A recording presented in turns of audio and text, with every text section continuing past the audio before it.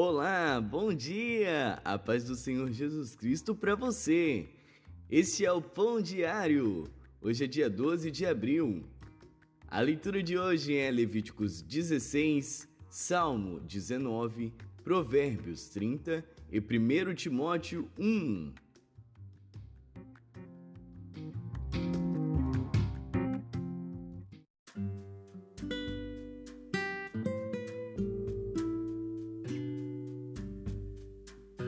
Levíticos.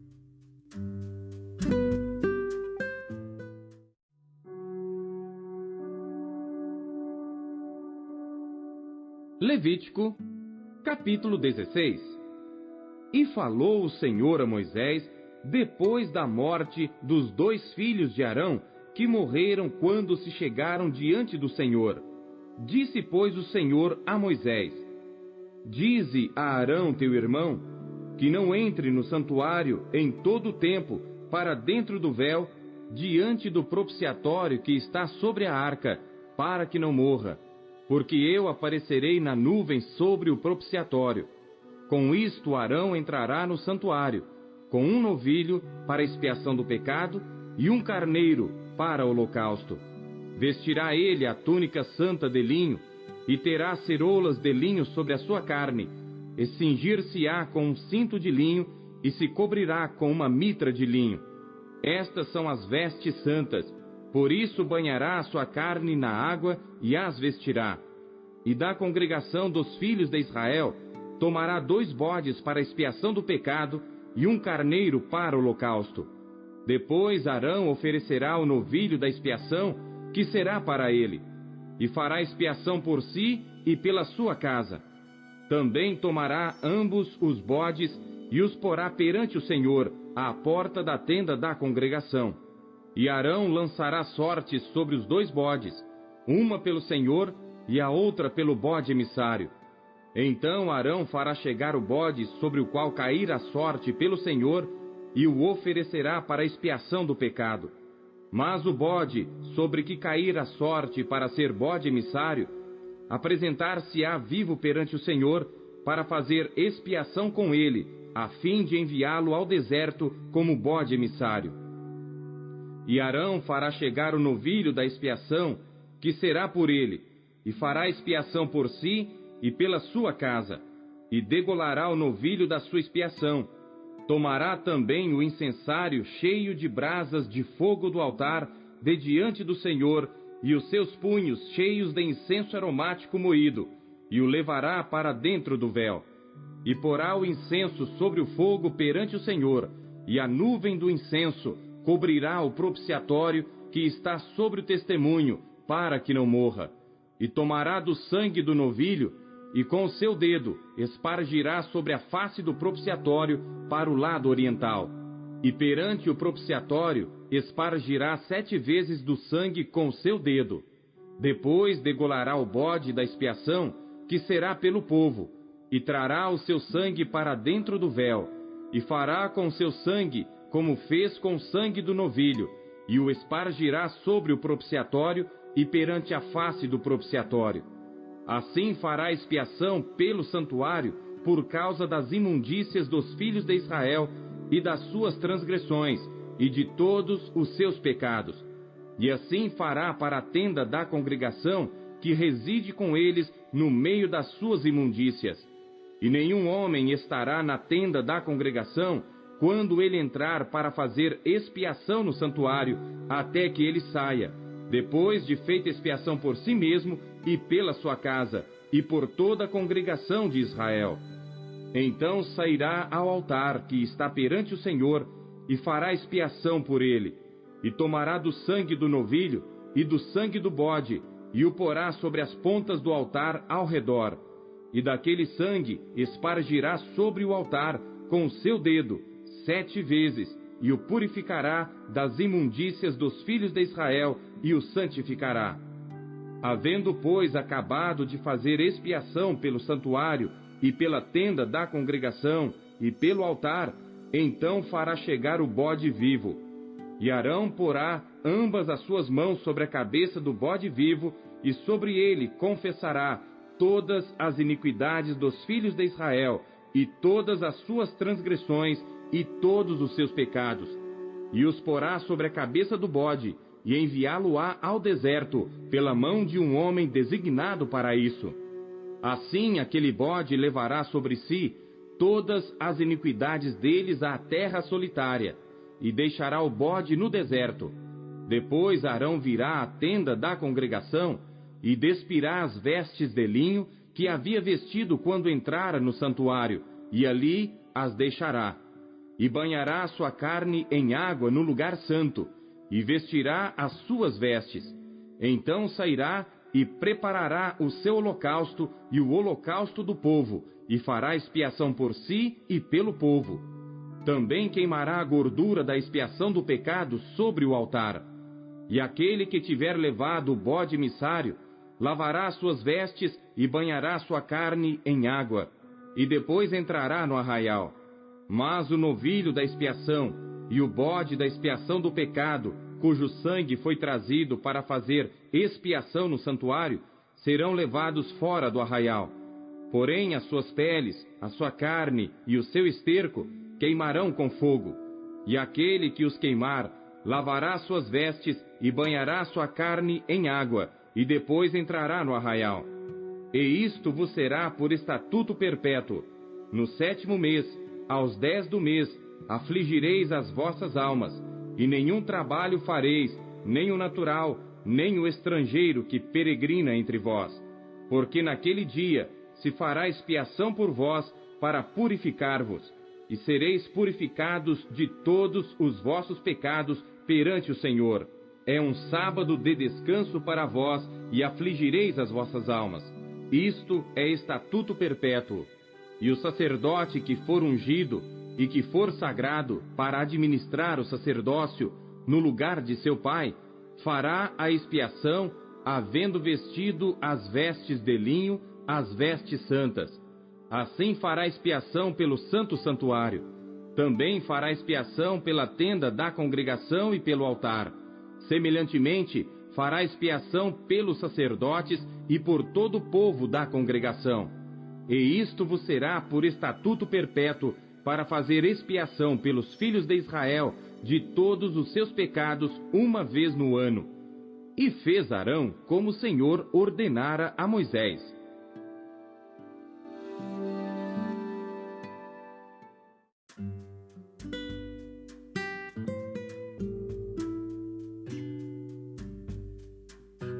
Salmos.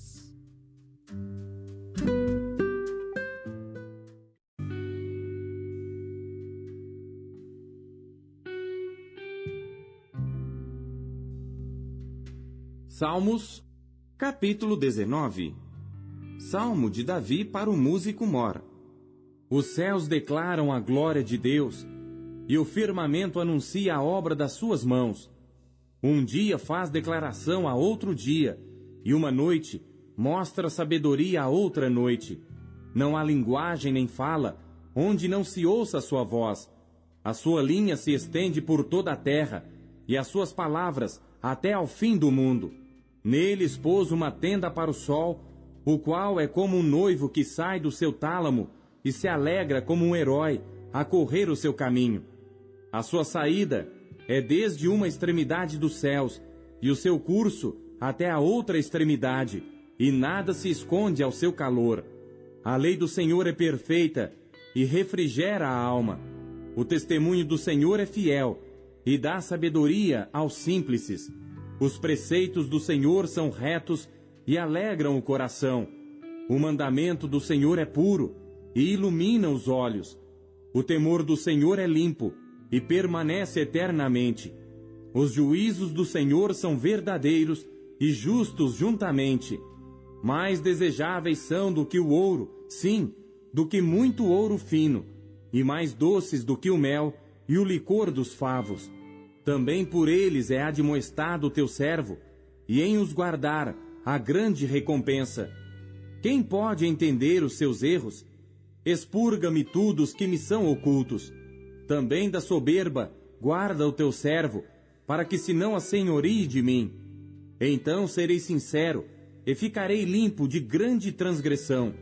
Sejam agradáveis as palavras da minha boca e a meditação do meu coração perante a tua face, Senhor, rocha minha e redentor meu.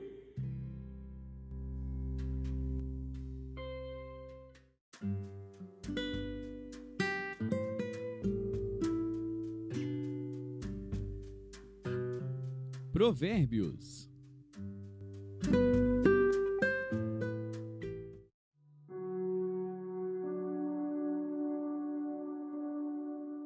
Provérbios, capítulo 30. Palavras de Agur, filho de Jaque, o Mazaíta, que proferiu este homem a Itiel e a Ucal. Na verdade, eu sou o mais bruto dos homens, nem mesmo tenho conhecimento de homem, nem aprendi a sabedoria, nem tenho o conhecimento do santo. Quem subiu ao céu e desceu? Quem encerrou os ventos nos seus punhos? Quem amarrou as águas numa roupa? Quem estabeleceu todas as extremidades da terra? Qual é o seu nome? E qual é o nome de seu filho, se é que o sabes? Toda a palavra de Deus é pura, escudo é para os que confiam nele. Nada acrescentes às suas palavras, para que não te repreenda e sejas achado mentiroso. Duas coisas te pedi, não mas negues, antes que morra. Afasta de mim a vaidade e a palavra mentirosa. Não me des nem a pobreza nem a riqueza. Mantém-me do pão da minha porção de costume, para que porventura, estando farto, não te negue e venha dizer: quem é o Senhor? Ou que, empobrecendo, não venha furtar e tome o nome de Deus em vão. Não acuses o servo diante de seu senhor, para que não te amaldiçoe e tu fiques o culpado. Há uma geração que amaldiçoa seu pai e que não bendiz a sua mãe. Há uma geração que é pura aos seus próprios olhos, mas que nunca foi lavada da sua imundícia. Há uma geração cujos olhos são altivos e as suas pálpebras são sempre levantadas. Há uma geração cujos dentes são espadas e cujas queixadas são facas, para consumirem da terra os aflitos e os necessitados dentre os homens. A sanguessuga tem duas filhas, dá e dá. Estas três coisas nunca se fartam, e com a quarta nunca dizem basta. A sepultura, a madre estéril, a terra que não se farta de água e o fogo nunca dizem basta. Os olhos que zombam do pai ou desprezam a obediência à mãe, corvos do ribeiro os arrancarão e os filhotes da águia os comerão.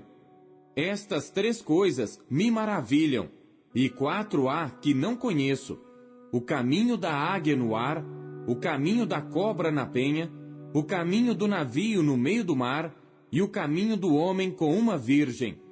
O caminho da mulher adúltera é assim: ela come, depois limpa sua boca e diz: não fiz nada de mal. Por três coisas se alvoroça a terra, e por quatro que não pode suportar: pelo servo quando reina, e pelo tolo quando vive na fartura, pela mulher odiosa quando é casada, e pela serva quando fica herdeira da sua senhora. Estas quatro coisas são das menores da terra, porém bem providas de sabedoria. As formigas não são um povo forte, todavia no verão preparam a sua comida. Os coelhos são um povo débil, e contudo põem a sua casa na rocha. Os gafanhotos não têm rei, e contudo todos saem e em bando se repartem. A aranha se pendura com as mãos, e está nos palácios dos reis. Estes três têm um bom andar, e quatro passeiam airosamente. O leão, o mais forte entre os animais, que não foge de nada. O galgo, o bode também. E o rei, a quem não se pode resistir. Se procedeste loucamente exaltando-te, e se planejaste o mal, leva a mão à boca, porque o mexer do leite produz manteiga, o espremer do nariz produz sangue, assim o forçar da ira produz contenda.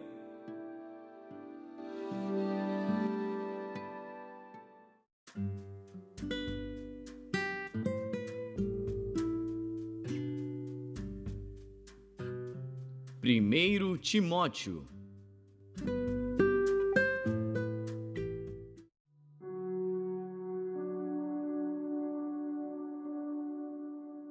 Primeira Timóteo, capítulo 1.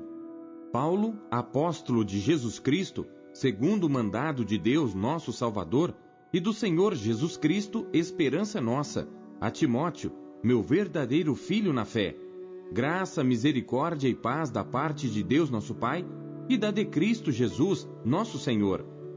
Como te roguei quando parti para Macedônia, que ficasses em Éfeso, para advertires a alguns que não ensinem outra doutrina, nem se deem a fábulas ou a genealogias intermináveis, que mais produzem questões do que edificação de Deus, que consiste na fé. Assim o faço agora. Ora, o fim do mandamento é o amor de um coração puro, e de uma boa consciência, e de uma fé não fingida, do que, desviando-se alguns, se entregaram a vãs contendas, querendo ser mestres da lei, e não entendendo nem o que dizem, nem o que afirmam. Sabemos, porém, que a lei é boa, se alguém dela usa legitimamente.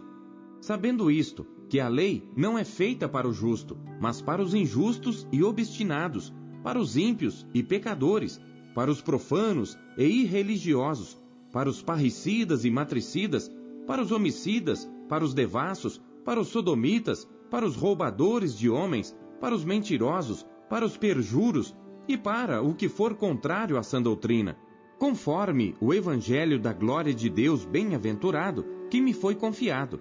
E dou graças ao que me tem confortado, a Cristo Jesus Senhor nosso, porque me teve por fiel, pondo-me no ministério. A mim que dantes fui blasfemo e perseguidor e injurioso, mas alcancei misericórdia, porque o fiz ignorantemente na incredulidade. E a graça de nosso Senhor superabundou com a fé e amor que há em Jesus Cristo. Esta é uma palavra fiel e digna de toda aceitação, que Cristo Jesus veio ao mundo para salvar os pecadores, dos quais eu sou o principal. Mas por isso alcancei misericórdia, para que em mim, que sou o principal, Jesus Cristo mostrasse toda a sua longanimidade para exemplo dos que haviam de crer nele para a vida eterna. Ora, ao Rei dos séculos, imortal, invisível, ao único Deus sábio, seja honra e glória para todo sempre. Amém. Este mandamento te dou, meu filho Timóteo, que segundo as profecias que houve acerca de ti, milites por elas boa milícia, conservando a fé e a boa consciência, a qual alguns, rejeitando, fizeram naufrágio na fé. E entre esses foram Himeneu e Alexandre, os quais entreguei a Satanás, para que aprendam a não blasfemar.